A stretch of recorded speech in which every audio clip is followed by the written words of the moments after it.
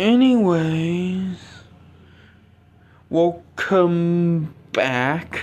We're doing more Batman. This is episode 2 of Batman Gotham Knight.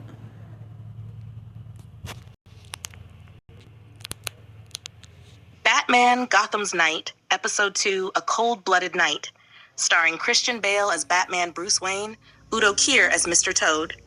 Gotham was no stranger to the grotesque. From the broken minds hiding behind clown paint to the masked tyrants trying to mold the city in their own image, Batman had seen evil in every shape. But what stalked the South Docks tonight was different. Not insane, not criminal, inhuman. The Batmobile glided through the mist like a silent predator. Bruce sat behind the wheel, eyes focused on the map feeding across his screen. Gordon's latest message was short but urgent. One of the dockhands swears he saw something crawl out of the harbor. Human-shaped, but not human. There was a time Batman would have ignored something like that, passed it off as drunken rambling or superstition. But this was post-Joker Gotham, and post-Joker Gotham didn't get the benefit of the doubt. It didn't take long to find the scene. 2 patrol cars sat skewed by the water's edge. One had a door ripped clean off. The dock planks were warped, splintered, some snapped by something heavy or strong. And nearby, a guard lay unconscious, barely breathing. Something had struck him from behind, with claw marks. Batman checked the wounds, 4 deep scratches, wet with salt water. He scanned the harbor, movement in the dark. A shadow, squat and muscular, slithered behind a crate. Batman didn't hesitate. He landed with a crunch of wood and metal, throwing a smoke pellet and disappearing into the haze. From the fog came a voice, slick, wet, and croaking. So the bat comes for the toad. How poetic. Out stepped a creature, upright like a man, but with slick green-gray skin, bulbous red eyes, and a mouth filled with sharp, wet teeth. He wore a torn velvet coat and striped pants that clung to his amphibian limbs. Udo Kier's Mr. Toad was less cartoonish and more tragic. Regal in posture, monstrous in reality. A grotesque Victorian gentleman who had become something else. Batman activated the scanner in his cowl. The readout was wrong. Too much heat, too much muscle density. Not human. Not anymore. What are you? Batman growled. Mr. Toad smiled, gills fluttering. A gift of science, a cast-off of the green, one of Dr. Woodrew's lovely little mistakes. But you can call me Mr. Toad. He struck first, fast. Too fast for something his size. Batman barely ducked the swipe, the claws slicing through metal. They fought across the docks, Batman throwing calculated strikes, but Mr. Toad absorbed the pain, grinning with every hit. He could leap incredible distances, and his tongue whipped like a whip, grabbing Batman by the arm and yanking him through a stack of crates. Batman rolled, his armor cracked. This wasn't a man with a gimmick. This was his first real metahuman. Toad stood atop a container, crowing like a villain from a stage play. You think you're the next step in evolution, Bat? You're just a man in armor. I'm what comes after. Batman used a trick from Lucius Fox, a sonic pulse meant to deter dogs and bats. It worked. Toad shrieked, dropping to one knee. The gills on his neck pulsed, spasming. Batman closed the distance with electrified gauntlets and hit him full force in the chest, sending the beast flying into a shipping crate, which crumpled like paper. He approached the unconscious Toad, scanning his vitals. Still alive, breathing hard, he radioed in. Gordon, I've got something. Not a man. Not anymore. You mean metahuman? Maybe, but this one was made. Gordon and his men arrived 20 minutes later, stunned into silence by the creature they were now handcuffing and hauling into a reinforced transport. Where the hell did this guy come from? One officer whispered. Batman didn't answer. He already knew where to look next. Woodrew. Back at the cave, Bruce stood before a row of screens, running DNA comparisons. Mr. Toad wasn't just altered. He had frog, salamander, and even plant DNA spliced into his genes. This wasn't evolution. It was artificial, twisted. Alfred approached, holding a glass of water. I take it your evening leapfrog match went well? Bruce didn't smile. There's someone out there experimenting on people. And I take it you're not waiting for the FDA? Whoever made Mr. Goth Toad didn't care about ethics. This was deliberate. A weapon. A prototype. Which begs the question, sir, Alfred said, staring at the screen. What's next? Across town, in a hidden greenhouse laboratory, a man in a white lab coat with bright green gloves typed into a terminal. His glasses reflected the digital face of Mr. Toad, now in GCPD custody. Dr. Jason Woodrue frowned. Failed again.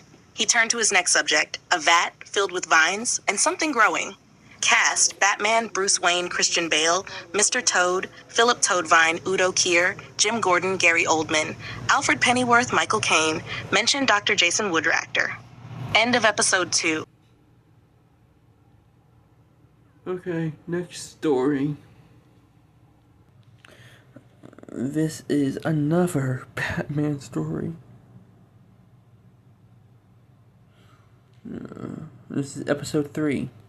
Batman Gotham's Night, Episode 3, A Bad Scent, starring Christian Bale as Batman Bruce Wayne, Jack Black as Penny Plunderer. Gotham doesn't sleep, and neither does crime. But not all villains are chemical-scarred clowns or reptilian experiments born of failed science. Sometimes they're just very, very committed weirdos, like tonight's. It started at the Gotham City Mint, 3:17 a.m.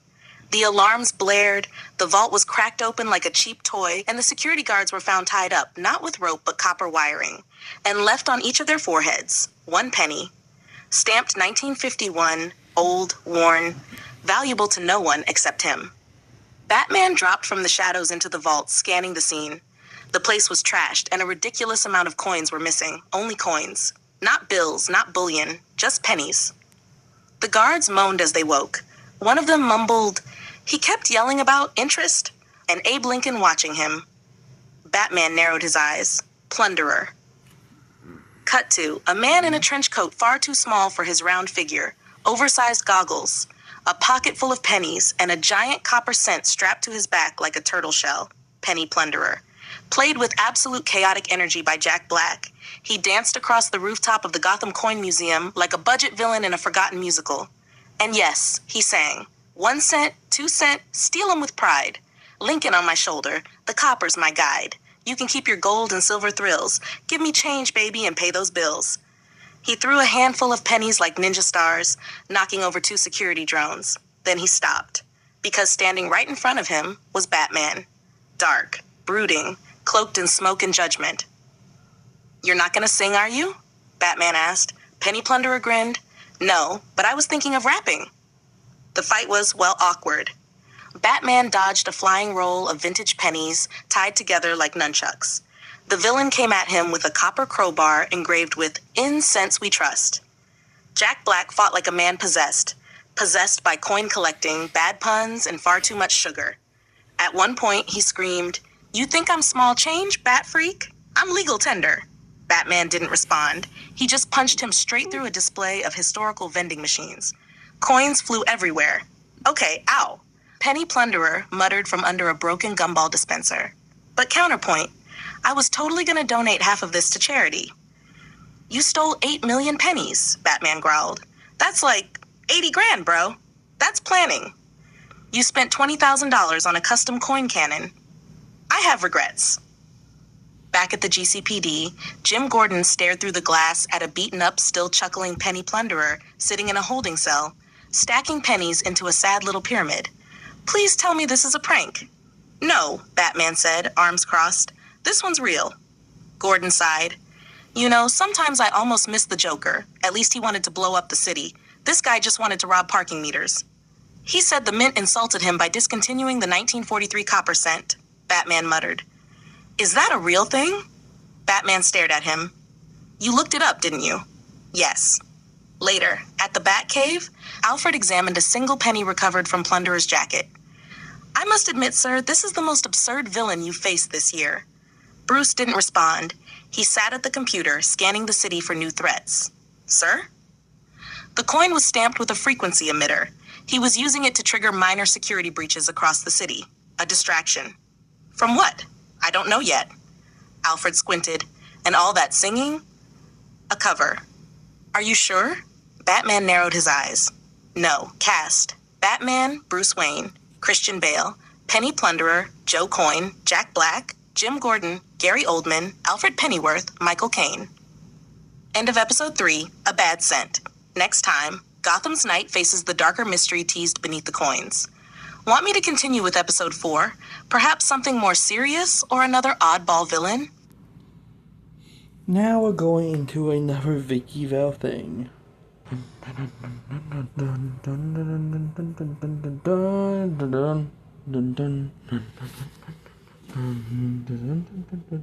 The Vicky Vale Files. Episode, The Night Watch begins as Vicky Vale, a moody piano version of Ave Maria mixed with Gotham rain sounds. Gotham City, home of gargoyles, crime waves, and one man in a cape who punches a lot of people really hard. I'm Vicky Vale, and you're listening to the Vicky Vale Files, where we take the shadows of the city and shine a little spotlight into the madness. Let's take a look at what's been happening over the last few nights. 3 criminals, 3 episodes, and 1 very tired Batman. Episode 1, The Signal Never Lies. A man named Philip Cobb, aka the Signal Man, turned signs, traffic lights, and blinking billboards into a secret language for criminals. Imagine using the walk sign to tell the Black Mask Gang to rob a jewelry store. Smart? Maybe. Illegal? Oh, definitely. Batman took him down on top of a radio tower downtown. Cobb was found with a decoder ring, a stack of burner phones, and a tattoo on his back that read, "Stop, collaborate, and listen." GCPD confirmed it's the first case where Batman literally broke a sign over someone's head. And yes, Commissioner Gordon did sigh very loudly when I asked if it was ironic. And Episode 2, Frog in the Fog. Enter Gotham's first metahuman threat, a Toad. No, really. Mr. Toad, played by real-life Dracula impersonator Udo Kier, croaked and leapt through 3 blocks of downtown before Batman finally grounded him in an alleyway behind a vegan gelato stand. Toad had strength, speed, and the ability to secrete a paralyzing toxin from his skin. According to GCPD's report, Toad claimed to be part of something bigger, something called the Circus of Strange. And if that doesn't make you uncomfortable, just wait till you Google his mugshot. Batman handled it. Barely. But the rules changed that night. Gotham wasn't just fighting mobsters anymore. It was entering the world of mutations. A coin rolling on a table, Episode 3, A Bad Scent. Then came the Penny Man. Joe Coyne, better known, unfortunately, as the Penny Plunderer, robbed the Gotham Mint using copper-based gadgets and some of the worst singing I've ever heard. And I once covered karaoke night at City Hall. Plunderer is what happens when a failed street magician with a coin obsession stumbles into a weapons lab. Jack Black played the part with chaotic brilliance. At one point, he reportedly screamed, open quote, "You think I'm small change, bat freak? I'm legal tender," close quote. Batman, in his usual mood, did not laugh. But I did. Still, don't let the jokes fool you.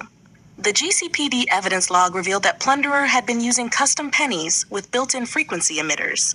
They triggered coordinated security failures all across the city. Coincidence? Maybe. Or maybe someone bigger is pulling these strings. Darker tones, slow heartbeat like drums. 3 nights, 3 criminals, 3 very different threats. But every time, Batman answered. Still, there's something else happening in Gotham. You can feel it in the alleys, in the laughter, in the whispers. They say the Joker's gone. But this city doesn't just forget madness. It multiplies it. We'll be watching. This is Vicky Vale, signing off from the edge of the bat signal. And remember, if your villain leaves pennies on your pillow, maybe don't pick them up. Next on the Vicky Vale Files, who is the man in the darker hood? Want that episode next? Now we got another GCPD thing. Dun, dun, dun, dun, dun, dun.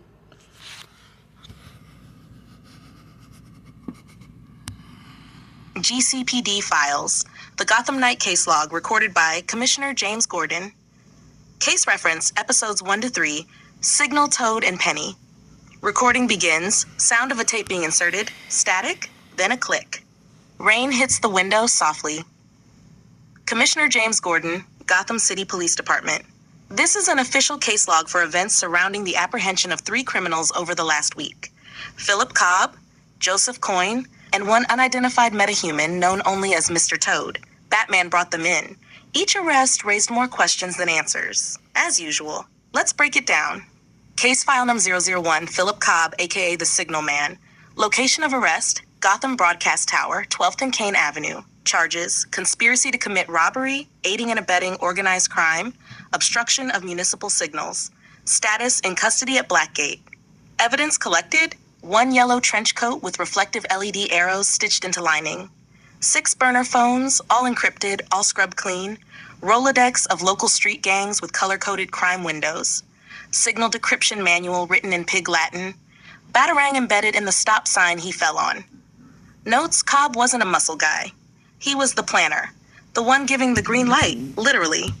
Claims he was just helping Gotham keep time. Batman said he nearly caused a 5-gang war in a single night. He's lucky a traffic sign was all that hit him. Case file number 002. Subject identified as Mr. Toad. Location of arrest: alley off Sprang Boulevard, behind Moe's Gelato. Charges: assault, reckless endangerment, illegal possession of biological weapon, resisting arrest. Status: held in metahuman containment, awaiting transfer to Bellry for analysis.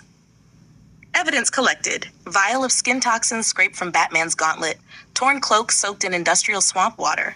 Genetic sample confirms human-animal hybrid, possible mutation origin, claw marks on nearby wall, not Batman's. Half-eaten firefly carcass. Notes: first confirmed metahuman I've seen with my own eyes. Croc was monstrous, sure, but this guy was something else. Had reflexes like a cat, strength like a wrecking ball. Told Batman he was the first of many. Claimed a circus of strange was coming. We're still trying to verify if that's a gang, a cult, or a traveling freak show. Either way, this just made our job a hell of a lot harder. Case file in 003. Joseph Coyne, aka the Penny Plunderer. Location of arrest: Gotham Mint Vault Chamber.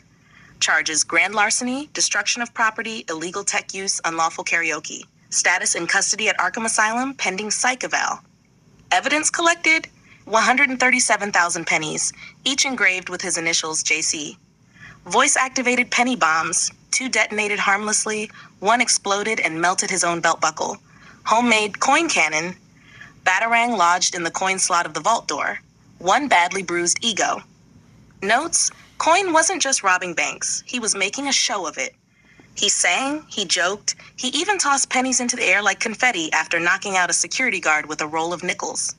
Batman said it was the most annoying fight of his career. But those pennies weren't just for flair. GCPD forensics found microfrequencies in half of them. Disruptors. Shorted out motion sensors, opened vaults remotely. He might act like a clown, but someone helped him design those gadgets. We're investigating that angle. Additional findings. All 3 suspects had maps of Gotham with areas marked in red circles. Each red circle matched known Batman patrol zones. Someone's tracking the Bat. There's a bigger game going on. I can feel it. Metahumans, madmen with copper obsessions, and guys with decoder rings. This city's attracting freaks like moths to a spotlight. But as long as we've got Batman out there, we've got a fighting chance. End of recording. Forward to major crimes. Oh, and someone tell Montoya to stop picking up the pennies Coin left. They are rigged. Click. End of tape. Case log terminated. Would you like a follow-up episode when more GCPD files roll in from Gotham's next wave of chaos? And the last one of this video is going over one of Batman's mini trophies.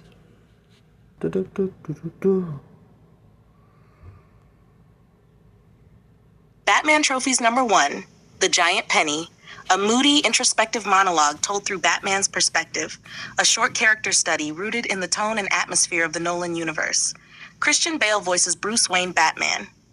The Batcave is silent, except for the drip of water echoing from somewhere deep in the caverns. Alfred's upstairs. Gotham is calm, for now. I stand beneath the newest addition to the cave, a relic of a fight I should have laughed off, but couldn't. The Giant Penny, 10 feet tall, solid steel, engraved with the words, "In Coin We Trust." Misspelled, of course. It landed here after the fight with Joseph Coyne. The Penny Plunderer, a joke in name and a dangerous one in practice. The man nearly blew up the Gotham Mint with a coin-shaped bomb that would have flattened 3 city blocks. He talked like a washed-up lounge act and fought like a child who'd seen too many cartoons. But what he lacked in sense, he made up for in obsession. Every tool he used had weight, literal and symbolic. Every punch came with a pun, every plan with a punchline, The penny crashed through 2 levels of the mint before we wrestled for control of his coin cannon. He slipped. I didn't. It was over fast, but not before the cannon backfired, launching his prized trophy, this monstrosity, through the floor and into the sewer system. When the GCPD recovered it, Gordon offered it to evidence. I took it instead. Alfred asked why I'd won it here. I didn't answer. Truth is, it's not just a trophy, it's a reminder. Not everything in this city comes dressed like a warlord or talks like a terrorist. Sometimes chaos is coated in copper. Sometimes the threats are absurd and still lethal. That penny may look ridiculous standing next to the damaged scarecrow mask, the burned scraps of Ra's al Ghul's tunic, and the fragments of Joker's playing card burned at the edges. But it's part of the same sickness, the same city. Gotham creates them, and I bring them down. I keep their pieces here, not to gloat, not to remember victories, but to remember the cost. The Bat computer beeps faintly in the distance, a new crime report. The piece is over. I step away from the penny and disappear into the dark again, because Gotham doesn't rest, and neither do I. Trophy log entry number 1, item, the giant penny. Origin, Joseph Coyne, aka the Penny Plunderer. Date acquired, 3 nights after Gotham's Night, episode 3. Current location, Batcave Trophy Ring 3. Status secured. Non-functional. Would you like Batman to log his other trophies? The Joker's card? The Scarecrow mask? The Lazarus shard from Ra's?